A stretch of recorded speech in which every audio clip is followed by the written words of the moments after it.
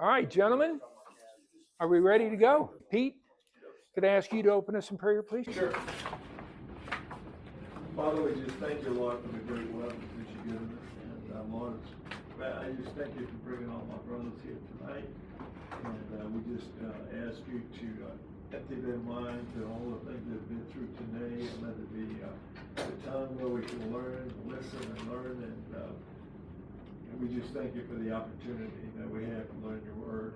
And I just ask you to bless each man here tonight. And we just thank you in Jesus' name. Pray. Amen. Amen. All right, welcome. We're here to study Daniel. We are on lesson 9.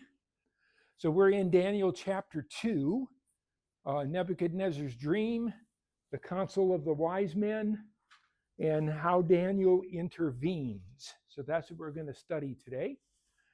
We introduced last week the statue that Nebuchadnezzar dreamt of, and we recognized that this statue is comprised of several metals, gold at the top, silver next, then bronze, then iron, and then 10 toes consisting of iron and miry clay. We talked about that a little bit, that these represent in Daniel's future. Babylon is the head of gold, in which time Daniel is living. So as he looks down this torso of this statue, he's looking forward in time of the different empires that will conquer one successively and essentially rule the world.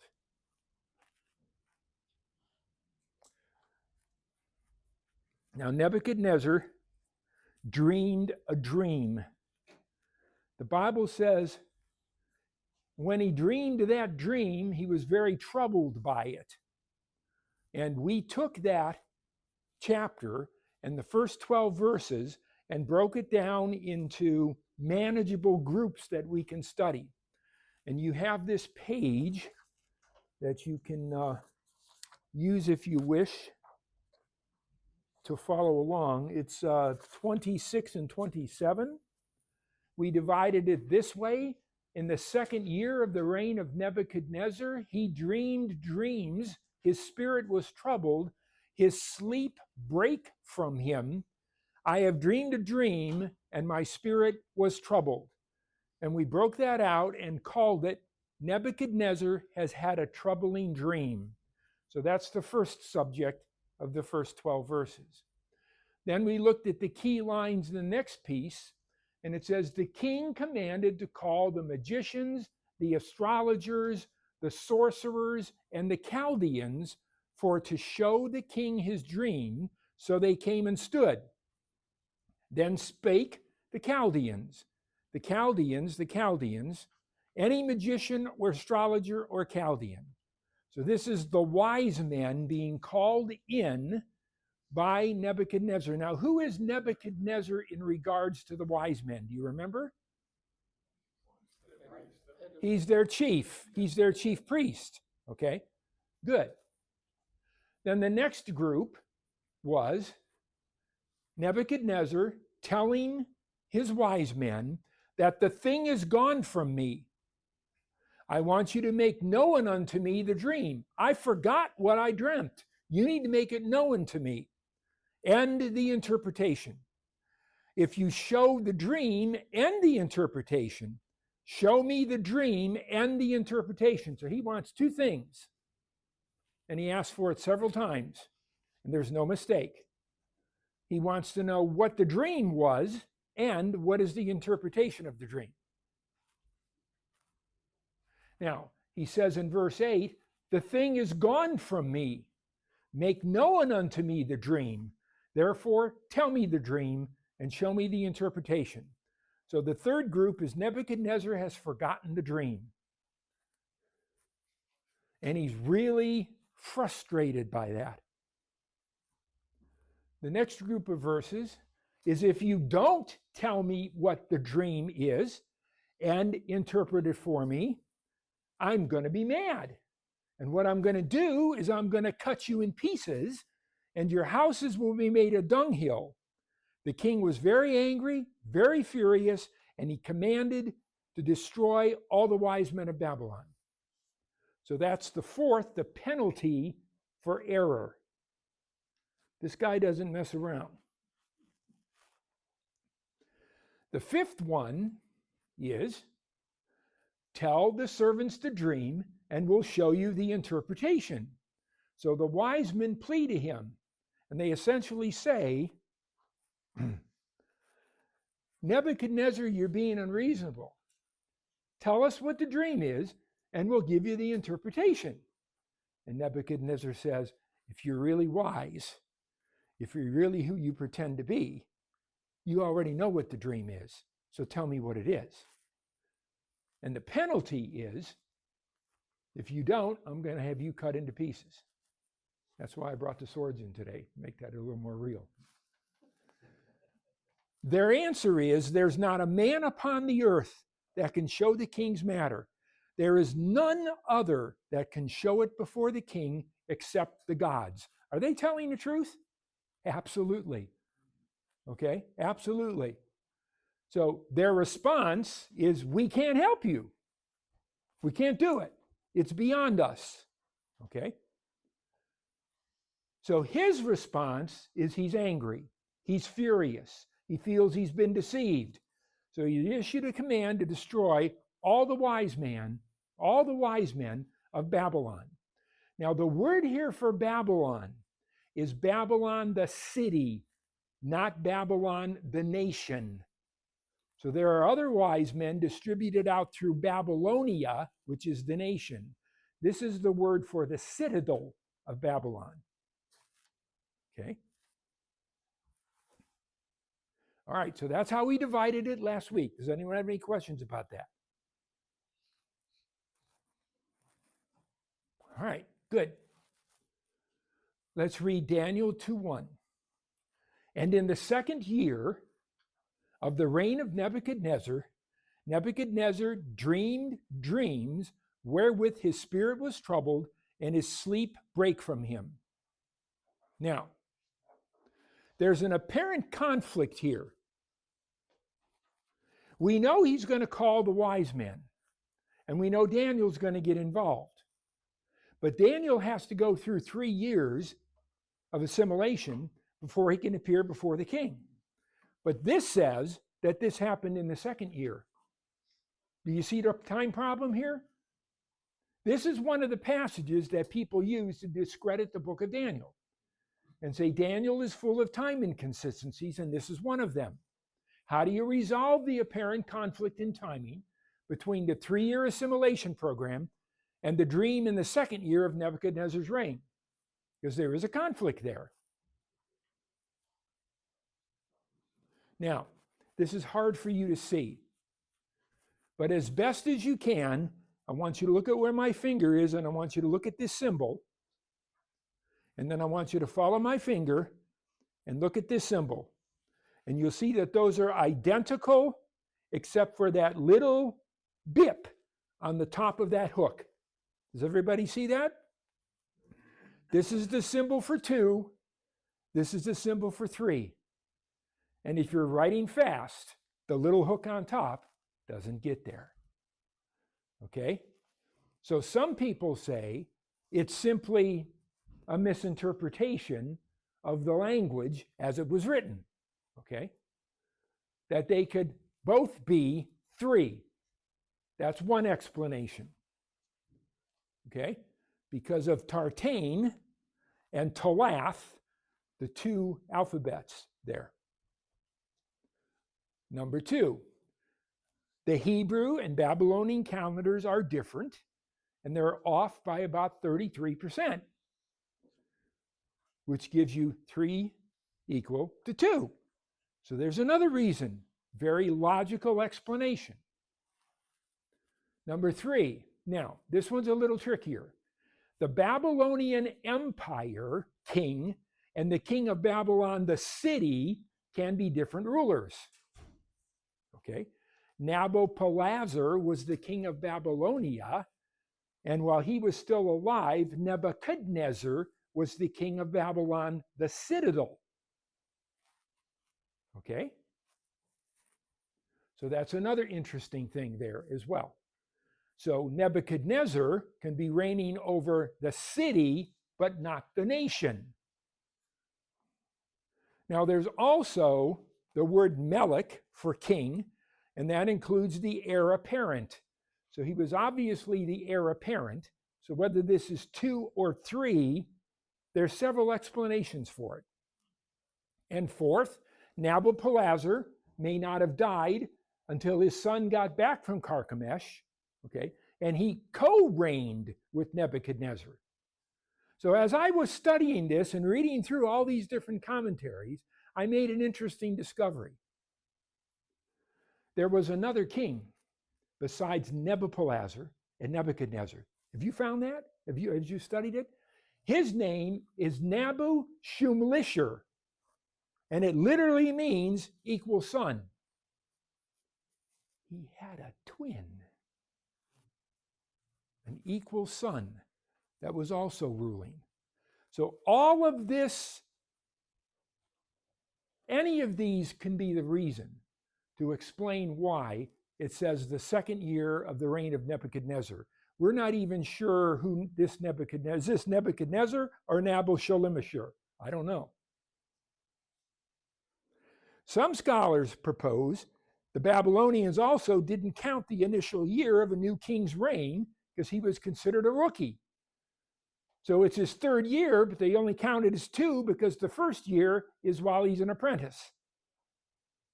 So you can see there's a lot of explanations here, okay?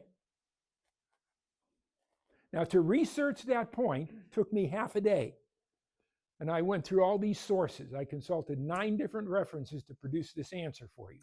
Eliot's commentary, the Cambridge Bible for Schools and Colleges, Benson's commentary, Matthew Henry's, the Pulpit commentary, Jameson and Fawcett Brown, which is excellent on Daniel, Gill, Geneva, and Keel and Delitzsch, which also is excellent on Daniel. So I just wanted to see you how complicated the study of Daniel can be. All right, any questions or comments, sir? Yeah, couldn't it just be that Daniel was a young, maybe he was 15 when he was taken, and this would be in the second year, and he could have been, he could have been them. Well, this is the second year of the reign of Nebuchadnezzar, not of Daniel. Yeah, but he took him in the first year of Nebuchadnezzar. He took him from Jerusalem. He took him before he was king, when he was still king apparent, because Nabopolassar was still alive. Go ahead. Okay, go ahead. Nabopolassar had died after Nebuchadnezzar went to Carchemish, took out the Assyrians. He came back. Nabopolassar was still alive, and then a couple of years later, Nabopolassar dies, and then Nebuchadnezzar becomes the king. At least that's the way And the way I've read it is Nabopolassar was sick and dying and sent word to Nebuchadnezzar in battle, come back, I'm dying, and I want to make you the king, because he doesn't want to make this guy, Nabu-Shumlisher, the king. That's what I think is happening. So he wants his personal pick rather than the twin. And the reason why Nabu-Shumlisher disappeared from history is lying on that table over there. That's what happened to him, probably. What does a king do when he takes over? All the competition? They lose 6 pounds real fast. Okay? Permanently. What's that? Permanently. Yeah, that's right. Okay. So in the second year of the reign of Nebuchadnezzar, Nebuchadnezzar dreamed dreams wherewith his spirit was troubled and his sleep brake from him. Okay. Now, so how did Nebuchadnezzar receive the message? What does it say? He dreamed dreams. And what is a dream? It's a revelation that comes to you while you're sleeping. Okay. So, dreams are messages received while asleep. It's an unconscious or subconscious revelation, okay? And it's the lowest level of prophetic revelation. But did he only dream dreams? Or is there more to this than meets the eye? Of course there is, and I'm going to show that to you now. If we go to the Septuagint, it says this: in the second year of the reign of Nebuchadnezzar, he chanced to fall into dreams and visions, and to be troubled with his vision, and his sleep went from him. What does the Septuagint say? He had visions and dreams. Okay? It didn't just come to him in a dream. The Septuagint is the earliest known Greek translation of the original Hebrew Bible. It's called Septuagint, Septua, which means 70, because it utilized 70 Hebrew translators. So they took 70 Hebrew translators of the Hebrew who spoke Greek and sent them off and said, translate this from Hebrew to Greek. And when all 70 were gathered in a room to present their results, word for word, they were identical. Gives me a chill when I think about it. Okay? They were identical. So that's the Septuagint, and that's used as a reference Bible. And Tobin, for your interest, because I know you're interested in the Apocrypha, is the Septuagint contains 6 of the Apocryphal books, which brings the total to 72. And 72 Septuagint is part of that name as well. Okay? All right. If it were a vision, he would have remembered. Maybe. But the Septuagint said it was a vision. So if you say it's not a vision, you're ignoring that translation. Okay? The Vulgate says this: in the second year of the reign of Nebuchadnezzar, Nebuchadnezzar saw a vision. Interesting. And his spirit was troubled, and his vision fled from him. Okay? What's it sounding like? Old age. Old age. Okay. So the Vulgate in Latin means common tongue, and it's the 4th century Latin translation, and it's largely the work of a person named Jerome. John, could that have been the vision be synonymous terms with vision, using the terms equally or interchangeably for the Vulgate versus the Septuagint? Except they're different words. Okay. So to use them interchangeably is a little difficult because there's 2 words separately. Because it's not precluding the prospect that Nebuchadnezzar had the dream. No, we're not challenging that he had a dream.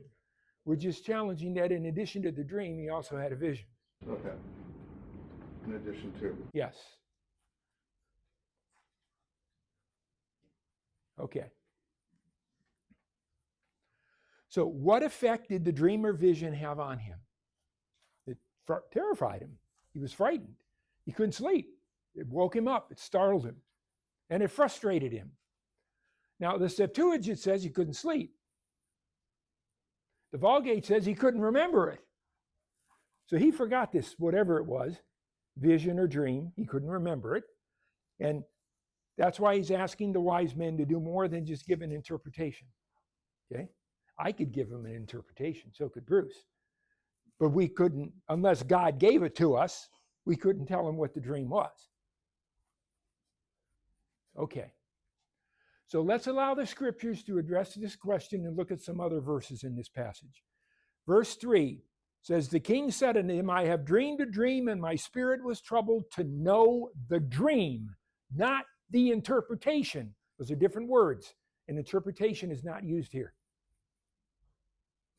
The king answered and said to the Chaldeans, the thing is gone from me. The king answered and said, I know of a certainty that ye would gain the time, because ye see the thing is gone from me. He forgot the dream. Okay. And that supports the Vulgate. So Nebuchadnezzar, the dream, the vision, whatever it was, has gone from his mind, and he wants them to recall it and tell him what it means. Now, when we look at the actual dream, it's a big dream. There's a lot of details, okay? So this could have come to him over a series of nights, dreams and visions combined. It troubled him so much that he couldn't go back to sleep. And while he was awake, trying to fall back to sleep, that's when he had the vision. That's what I think happened. Okay? In other words, the story continued whether he was awake or asleep. This is a picture of what the Septuagint looks like, the translation of the 70. And this is a picture of the Vulgate. So I wanted you to see what those original documents look like. Those are the real documents. Yes, sir. Well, they're PowerPoint pictures of the real documents, yes. Images of the document. When did they take the pictures of those real documents? In the place where they historically are kept. And I don't know where the Septuagint, probably in Rome, I would assume. I don't know. Do you know, Tobin? Are they in the Vatican? They're probably in the Vatican Museum. The Vulgate and Septuagint? I don't really know. Okay. Daniel 2, verses 1 through 3. Verses 2 through 3 says this. Then the king commanded to call the magicians and the astrologers and the sorcerers and the Chaldeans for to show the king his dreams. So they came and they stood before the king. And the king said unto them, I've dreamed a dream, and my spirit was troubled to know the dream. Now, this is very specific that there's 4 kinds of dudes he called. They're different, and they're different words. What he does is he calls in the assembly of the wise men. Magicians, or chartumim, were writers of spells, and they were Egyptian, and they kept the books of the dead. And that's what they referred to. The book of hidden knowledge. Has anyone here ever seen a book of the dead? It's about that thick. Okay, I've actually read most of it, and it's very difficult to understand. The astrologers were the Ashafim, or the dark talkers, or necromancers, or enchanters. Now, the magicians looked in the grave to the people who were dead. The astrologers looked to the heavens, to the spirits and the necromancy that was there. So we got these guys who are downlookers and these guys who are upwatchers. And that's the other words for magicians and astrologers. Okay? What's the word? What's the word for magicians and astrologers? Magicians is chart human and ashafim.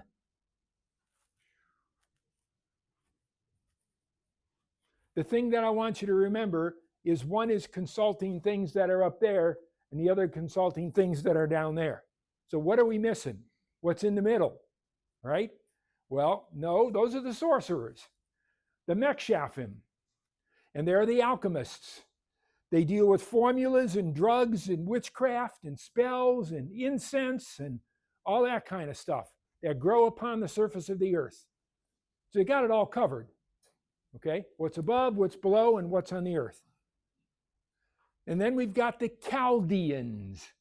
And the Chaldeans are the Kashdama.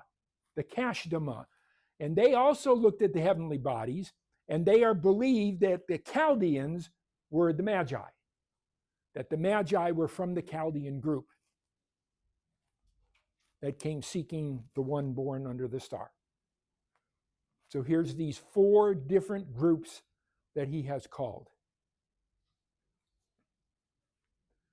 They predicted the future by looking at the motion of the heavenly bodies. Comets, eclipses, all that kind of stuff. Okay? Elon Musk's Starlink satellites, all that stuff. All in the bucket. Nebuchadnezzar was the chief Chaldean prophet. Now, apparently, the wise men in training, like Daniel, they weren't invited. They weren't in this group. They hadn't finished their tenure yet. So they're not part of the group yet. So what does the king want? He wants them to show what his dream was. And the word to show means to make something conspicuous. Okay?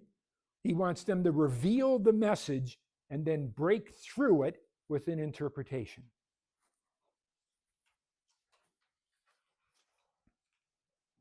All right. Any questions through verse 3?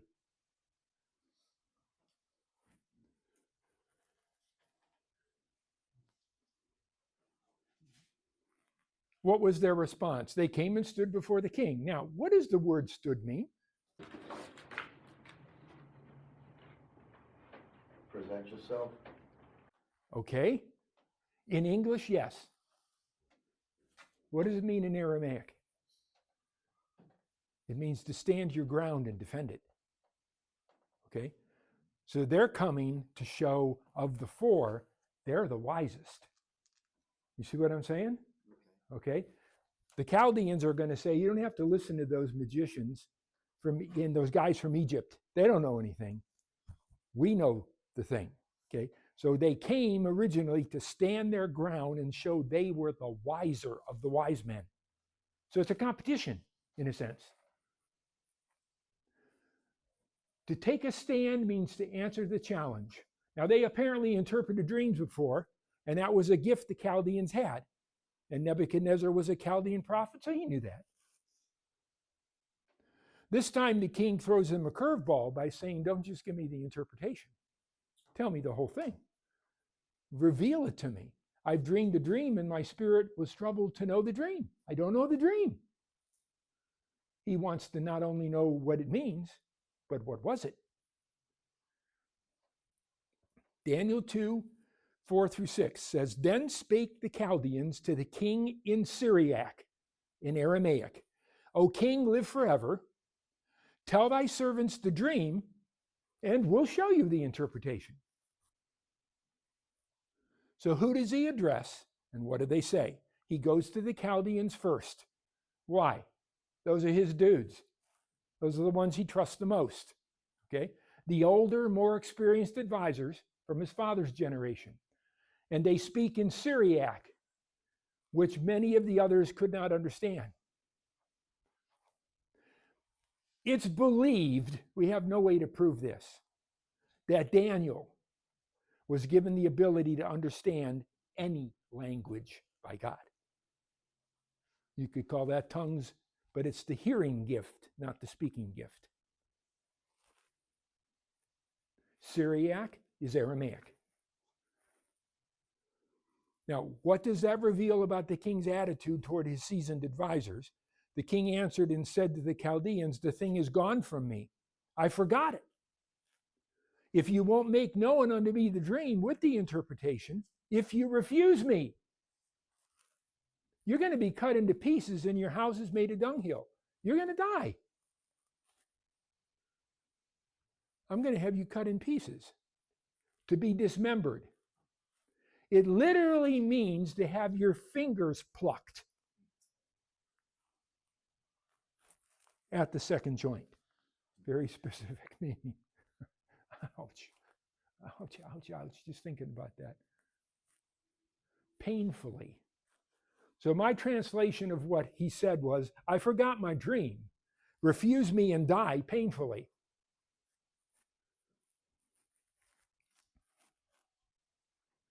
And your houses will be made into a dunghill, an ash heap, ruined as to be unrestorable.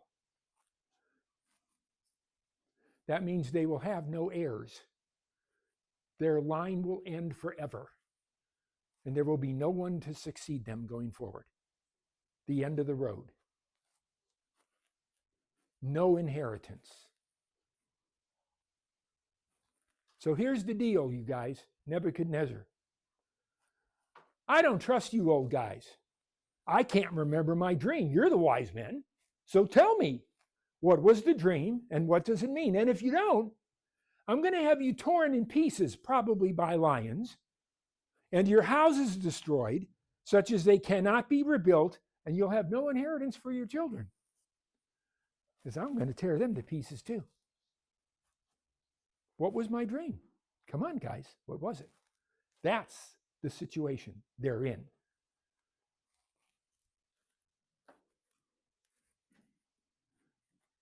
But if you show the dream, if you do come through, and the interpretation thereof, you shall receive of me gifts and rewards and great honor. Therefore, show me the dream and the interpretation thereof. I like this guy as a negotiator. He tells you exactly what's going to happen to you that's bad.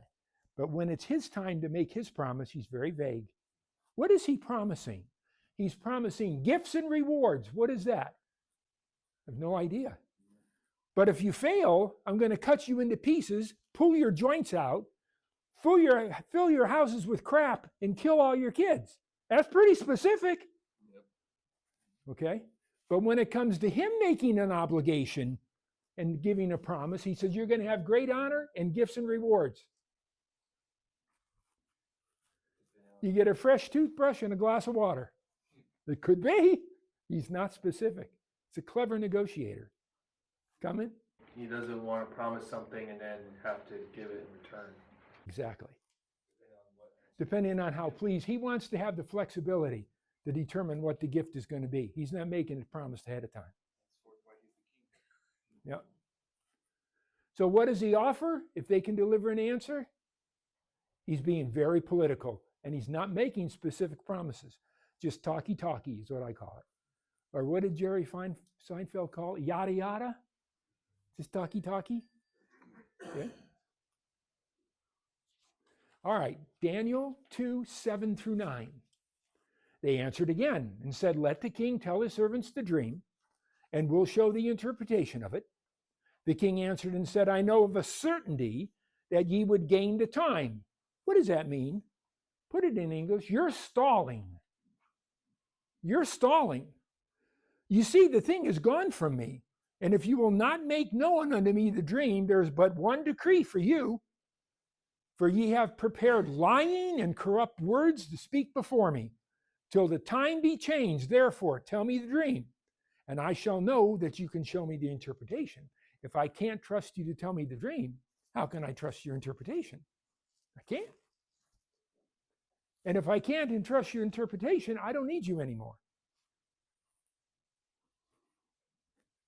The immediate 6-pound diet. Okay? Heads off at the shoulders. Let's look at some key words here. Dream. The dream is shalom, which means a revelation while asleep. Show is to declare, proclaim, or display.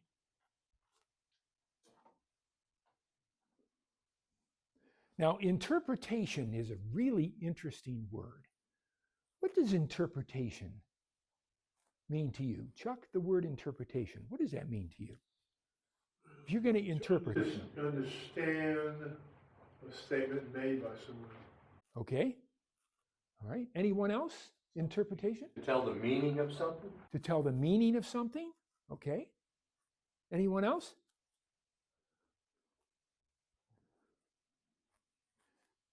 In Hebrew Aramaic, interpretation means how something is constructed, its architecture, how it's put together, brick by brick.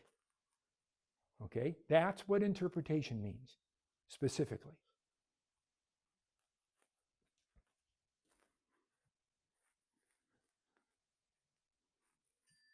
Certainty. I know of certainty. Certainty means truth. Okay?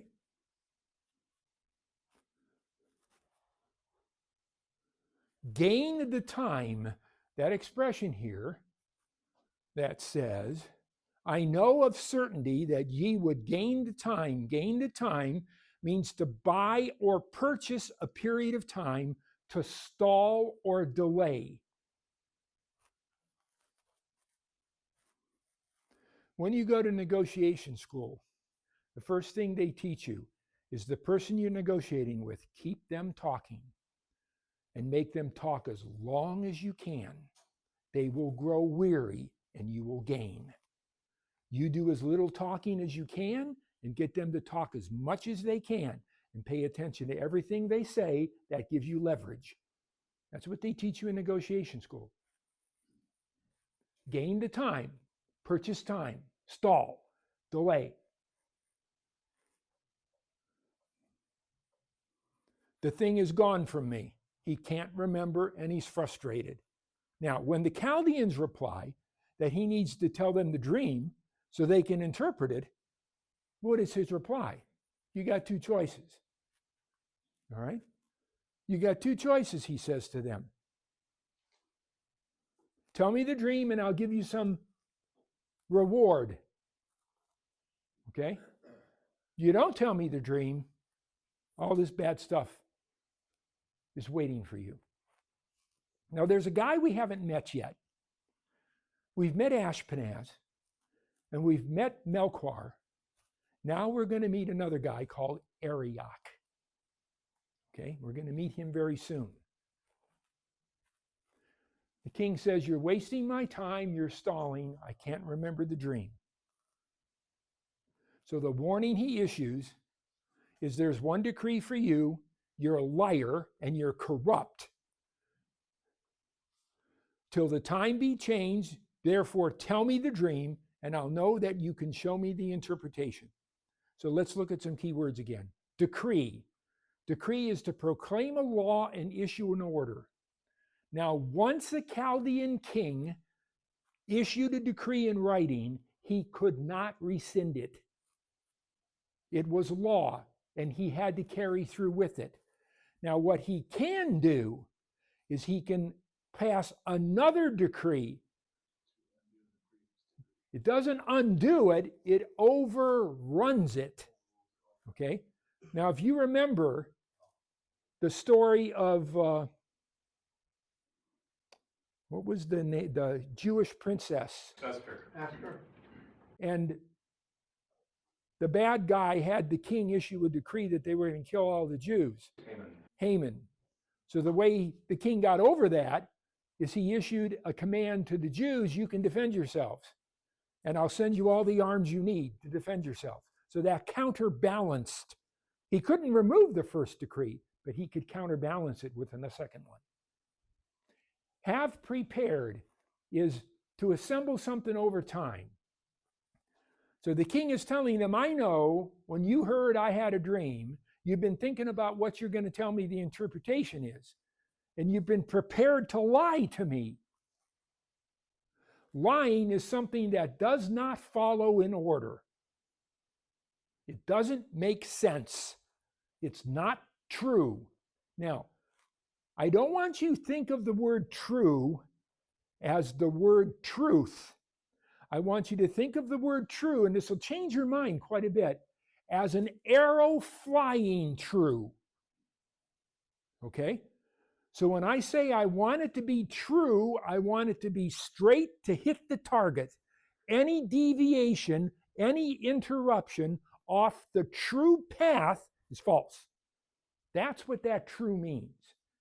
So don't think of it as truth. Think of it as the path being followed as originally intended. It's a little different definition. Now, corrupt is something that is deliberately devalued. And it literally means to spit upon. To deliberately, well, actually, it means something else too. It has to do with what comes out of the lower half of the body. Okay, that defiles one. That's corrupting it, degrading it, blemishing it, injuring it. So the king doesn't have a very high opinion of these dudes, does he? He's ready with all this animosity. You've been preparing to lie to me. Till the time be changed, until things are made different, until the path is altered. He says, and I'm going to alter the path. Because up to now, you've been walking around with your heads on. We're going to see what happens when we take them off.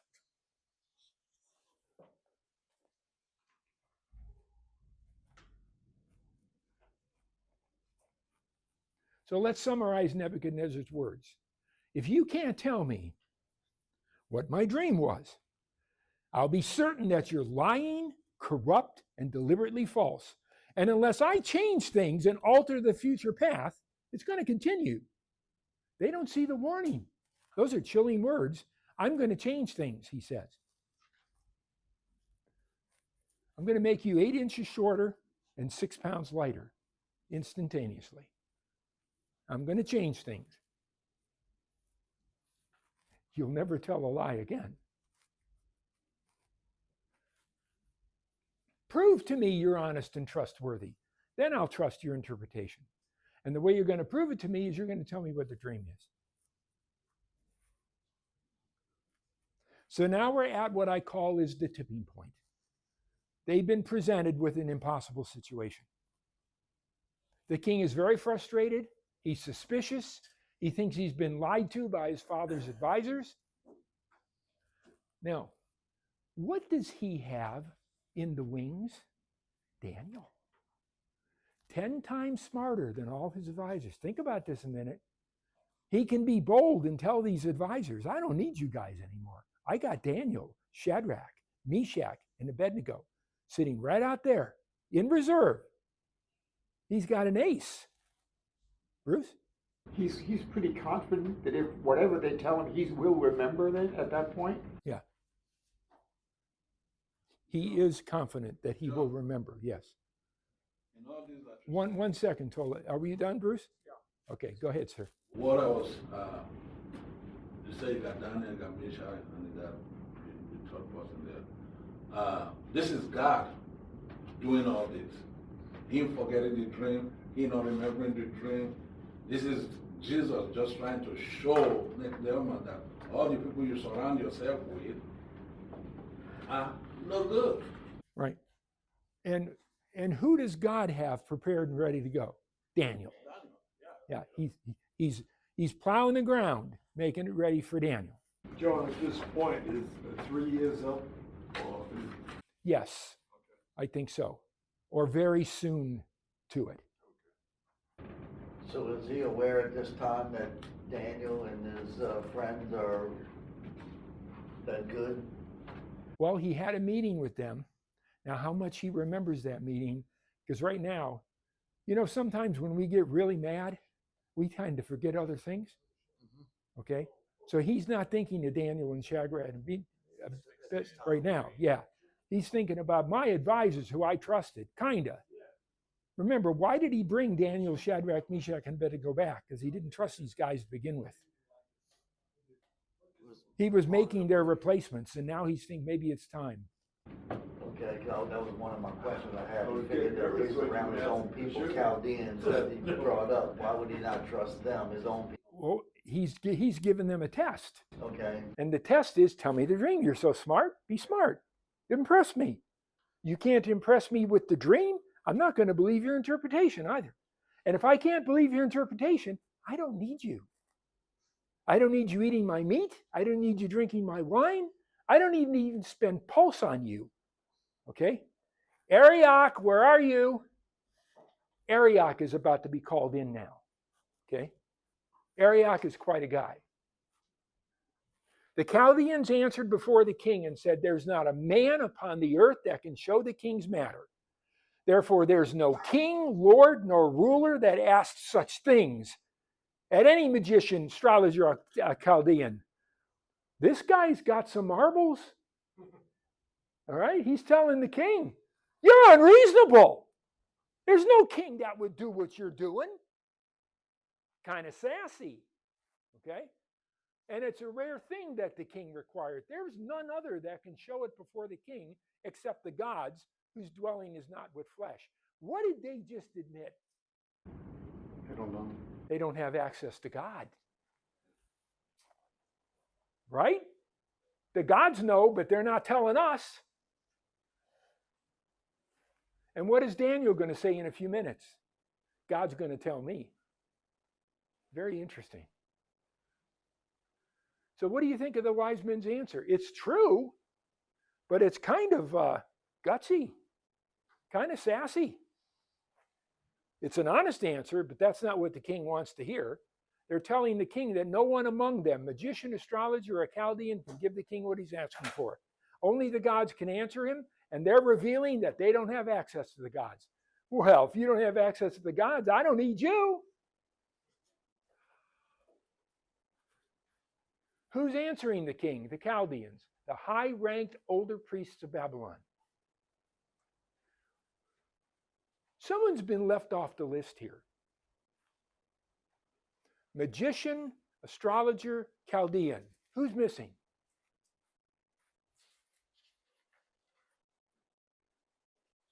sorcerers. Yeah, you didn't notice that, did you? Who noticed that? That the sorcerers are missing now. Where'd the sorcerers go? They were there earlier.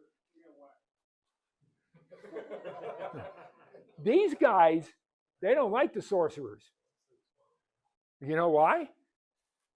Sorcerers deal with the dark world. They're spooky. They're terrifying. Okay? So they don't like the sorcerers around. Okay? And the apprentices. The apprentices aren't here. Daniel, Shadrach, Meshach, the kids aren't here. So those two groups have been left out. Why? Well, the Chaldeans disliked the sorcerers. They felt threatened by their dark arts. And they knew the apprentices were their future replacements. They were the competition, and they didn't want them there.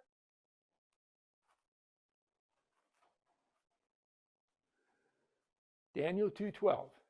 For this cause the king was angry and very furious and commanded to destroy all the wise men of Babylon. Angry and very furious, wrathful. All these things you've told me in the past, now I know why I made those mistakes. Now he's got an excuse for all the mistakes he's made. I've been misled by you guys. The verse ends by him issuing an order. The word destroy. The word destroy means the destroyer, and it means someone who ceases to exist. It literally means to take the breath out. So Kent, I'm going to come over to you and I'm going to take your breath out. That literally means I'm going to strangle you. That's the execution he has ordered for these people, that they be strangled, to cut off their breath and take their breath from them. Daniel, John, what I notice is the personality of Nebuchadnezzar. He's not happy, he's not joyful, No. he's not confident. No. He has everything the world can offer, Yeah. and he's empty and doesn't trust anybody, Yeah. fearful. Yeah. He's a miserable, miserable person, but very short temper. I mean, to say, look, you guys can't do it, you're out of here, you're dead. It's the old lesson. Being rich and having everything you want is not the answer. You know, we have more than kings had 100 years ago, and we're not happy. We've got internet and computer and cars and airplanes and everything, and we're not happy. How much money does Elon Musk have? He's not happy. He wants more. Bill Gates, Melinda Gates, they want more. It's amazing. I don't know that. It doesn't appear to by their fruit. If you have the spirit of the truth, the scripture said, you will be joyful, not happy. Happy is temporary. Joy in Christ is forever. Okay, good. So based on the word destroy here, to take the breath out of, the unsubstantiated rumor asserts that they were executed by strangulation. Just remember that. Kind of makes you wonder that Nebuchadnezzar knew he had an ace in the hole with these guys because he'd probably been given updates from various folks that these guys are spectacular. Yeah. So these other guys, these magicians, etc., are expendable. Yeah, maybe. I don't know if he's even, right now, he's just working out of pure fury. Because, I mean, if you sit down and say, you can't recall my dream, okay, or know of my dream, you're out, okay? So makes you wonder that he thinks he probably has an ace in the hole, because otherwise you're getting rid of the people who are closest to him, and he's now the king, okay? And have been obviously very successful in taking over the region, okay, from an armament country geographic perspective. So I suspect that our boy, the eunuch, has been telling Nebuchadnezzar, these guys from Israel are spectacular. Boy, have I got a running back for you to see before we go into the next draft. Yeah, exactly. He's over from Oklahoma. I got these really good players for you. Yeah, who knows? We'll see. Daniel 2:13, and the decree went forth that the wise men should be slain, and they sought Daniel and his fellows to be slain. That's interesting. So now Daniel and his fellows have been included in the circle to be slain. The action Nebuchadnezzar takes is he issues this decree. And the result of the decree is the king's men sought Daniel and the other Hebrew apprentices to be slain to kill them. Were wise men actually killed as a result of the king's order? This is a question a lot of the commentators like to ask.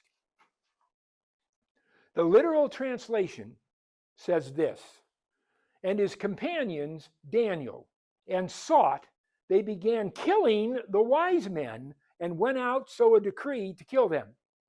Now let me put that in an English order. So the decree to kill them went out, and they began killing the wise men and sought Daniel and his companions to kill them. Yes, wise men were dying. They were being killed. It probably started with the ones that were there in front of Nebuchadnezzar, the ones that ticked him off, the spokesman. They probably were the first ones to go. The king's guard were indeed killing the wise men, most likely beginning with the stand. Then they sought the sorcerers and apprentices too. Now, what prevented Daniel and his friends from being slain? They would desire mercies and pray to the God of heaven concerning the secret, and Daniel and his fellows should not perish with the rest of the wise men of Babylon. Perish with those who are already dying. They've prayed for mercy. They prayed for protection.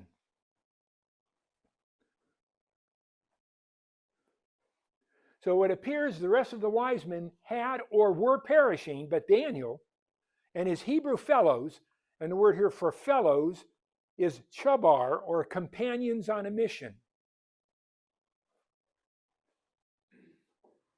Verses 14 and 15. Now, let's listen to this carefully. Then Daniel answered with counsel and wisdom to Arioch, the captain of the king's guard, which was gone forth to slay the wise men of Babylon. He answered and said to Arioch, the king's captain, why is this decree so hasty from the king? Then Arioch made the thing known to Daniel. So this is Arioch. And we know a little bit about Arioch from history. But this is going to blow your doors off. Do you know what the name Arioch means? Gentlemen, he was known as Arioch the Strangler. Doesn't it give you chills when the Bible makes sense of itself? Wow, that's awesome.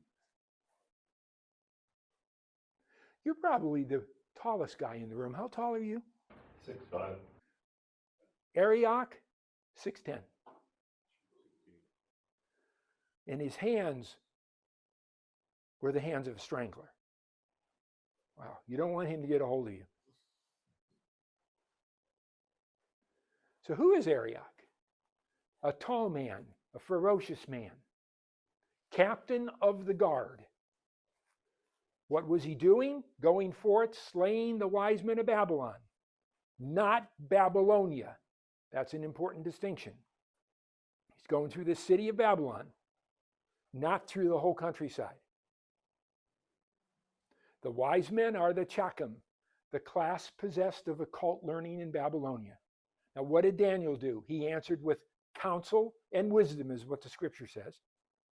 Answered means to turn back, to interrupt, or avert an action. So, watch me a minute. He goes up to Arioch and he says, hey, Arioch! This is Daniel, 16, 17. Hey, Arioch! What are you doing? Stop. Listen to me a minute. With counsel, discernment, discretion. In order to discern something, in order to make a decision about something, what do you have to have? Information. You have to have data. So what's the first thing he does? Goes to Arioch. Says, what's going on? Why are you doing this? Give me the data. Give me the information. So Daniel is seeking information. And wisdom is what you do with that information once you receive it. Ready, aim, fire. I know a lot of people ready, fire, aim. It doesn't work. So Daniel's gathering data first from Arioch. And he stopped Arioch. He asked about the king's hasty decree. What does hasty mean? He says the king's decree was hasty. What does hasty mean? Fast. Quick. In English, yes. In Hebrew and Aramaic, no. Hasty means severe or harsh. It doesn't mean too quick. Now read it and see if this makes sense. Why is the decree so harsh from the king? That makes sense. Okay? Makes better sense that way. Why is the king being so harsh? Why is he being so severe? And Arioch's response was he explained the situation to Dan. This is what amazes me. The man mountain himself, the strangler of the magicians, and this squirt Hebrew teenage punk comes up to him and says, "Stop what you're doing and listen to me." Where's that sword? I don't need a sword. Just let me get my hands around your neck. Who's this Daniel guy? See how the Lord gave him grace and power and respect of all those around him? Ashpenaz respected him. Melchar respected him. Arioch respects him. God did that. God did that. Now, that is a rendition, an artist's rendition of Daniel standing before Arioch. And it looked pretty accurate, probably pretty good. Wait a minute. Arioch has wings? That's behind him. That's the angel that's protecting Daniel. All right? But what he does have is here's his sword. Yeah, looks just like the one you had. Yes, it does. Now, Chuck, look up here a minute. Here's Daniel's sword. You laugh.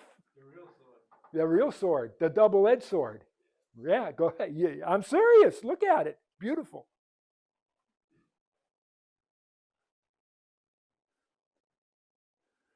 Look at God's mercy that he shows here toward Daniel. The captain of the guard could have cut him down, could have strangled him right on the spot, one hand. But he had respect for him, just like Ashpenaz and Melzar. Tobin, something you want to share? No, I'm just looking at, so I mean, Daniel asked for time. Yep. When confronting him. Well, we didn't get there yet. Okay? Then Daniel went in and desired of the king that he would give him time. You want to take over now? You did it perfectly. You were right on time, Tobin. So Daniel went in and desired of the king that he would give him time and that he would show the king the interpretation. Then Daniel went to his house and made the thing known to Hananiah, Mishael, and Azariah, his companions, that they would desire mercies of the God of heaven concerning this secret, that Daniel and his fellows should not perish with the rest of the wise men of Babylon, who are dying now, and some have already died.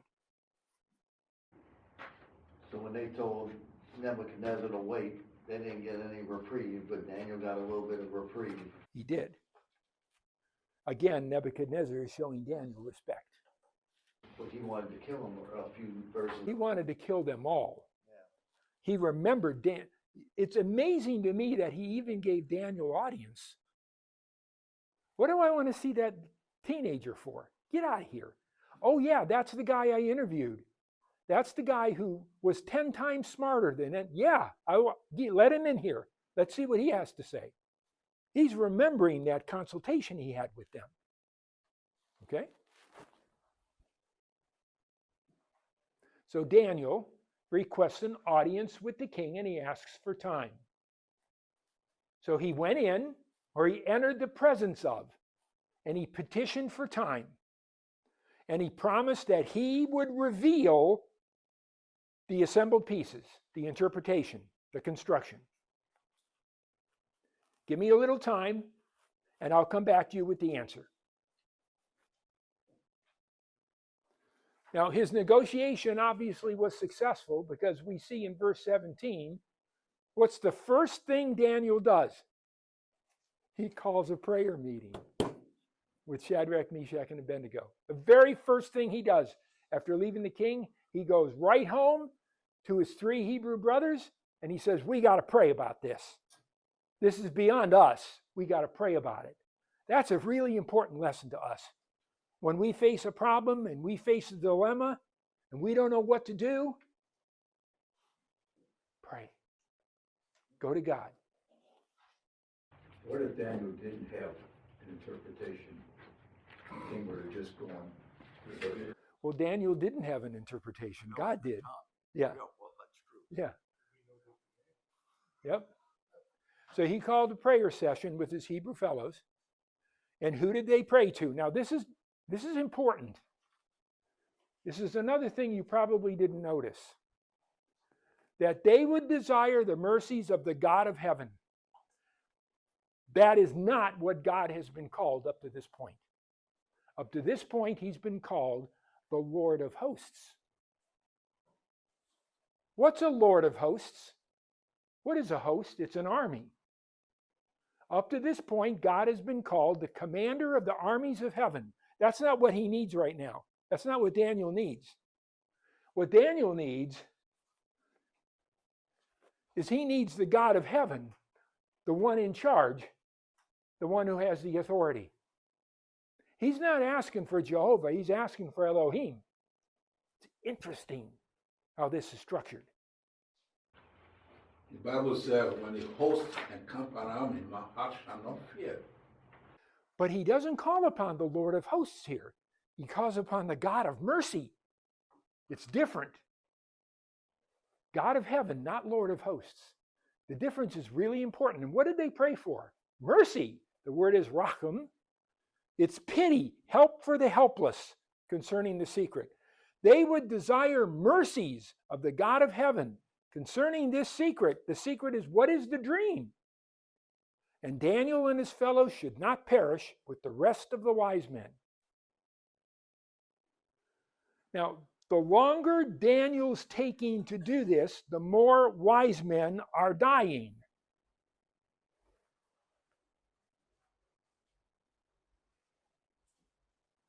I think there's a real special message here for us, for God's people. When we face persecution,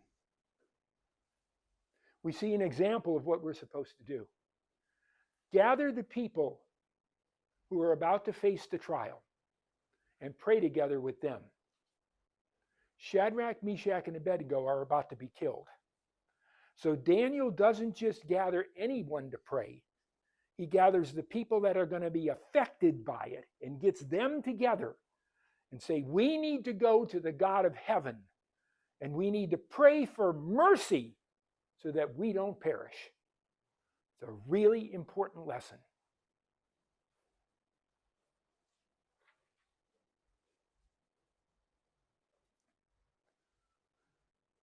Here's Daniel asking for time. Give me a little bit of time, and I'll bring you an answer. And it's 10 after 8, and that's a great place to stop. So we will.